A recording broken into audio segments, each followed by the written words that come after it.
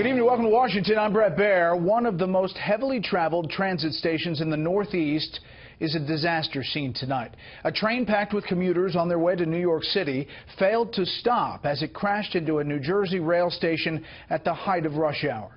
Senior correspondent Rick Leventhal has been at the Hoboken, New Jersey station all day. He joins us live right now. Good evening, Rick. Good evening, Brett. There are unconfirmed reports a train was doing 30 miles per hour, 3 times the normal limit when it hurtled into the Hoboken train station this morning.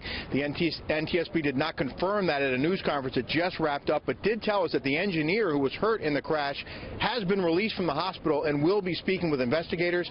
They also told us part of the roof collapsed on that front car, so it's not safe to get in there until contractors can remove some of that debris, but they are able to get to the rear locomotive and say they will recover that event recorder, which will give them information about speed and braking, and they're going to be reviewing video cameras as well, both on board the train, in the station, and along the train route, along the track. We've seen some of that footage already, which shows the 3 cars and the push locomotive at the rear hurtling toward disaster. Ambulances and other first responders were still arriving when we reached the Hoboken train terminal this morning. Some of the injured were walking out, others were being rushed out on stretchers. More than 100 people getting treatment at the closest hospitals. I have a report of an MCI at Hoboken train station. Train into the station. New Jersey Transit train 1614 left Spring Valley, New York at 7:23 a.m. with an estimated 250 passengers on board when it arrived in Hoboken, one of the busiest stations in one of the nation's largest public transportation systems. Witnesses say the impact sounded and felt like a bomb going off. I observed it coming at a high rate of speed.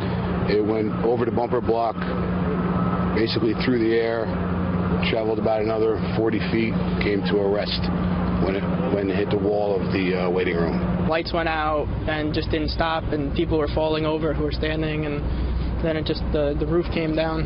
The roof of the train popped down, caved in. The governors of New York and New Jersey spoke at a press conference this afternoon. This train came in at a high rate of speed into the station and crashed through all of the barriers, bringing it right to the interior wall of the Hoboken terminal. The silver lining is that there's only been one fatality thus far, because the destruction really is significant. One woman was killed, apparently standing on the platform when she was hit by flying debris.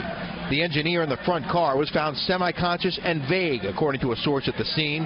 Trapped, he had to be extricated by firefighters and a police emergency response team, and is now in critical condition. Some passengers kicked out windows to escape. Others crawled to safety. It was surreal. When it first shimmied, my first thought was, this is going to be a life changer. And then the impact came, and it is a life changer for everybody. Authorities say there are no signs of terrorism so far, but it's too soon to rule it out, and the NTSB describes the scene behind me as chaotic. It says its investigators will be here for the next 7 to 10 days, and there's been a lot of talk about positive train control, an automatic braking system that might have stopped this train automatically before the crash. The NTSB says it supported that system for decades, and we will likely be hearing much more about that in the days, weeks, and months ahead, Brett. Up here on Capitol Hill as well. Rick Leventhal live in Hoboken. Rick, thank you.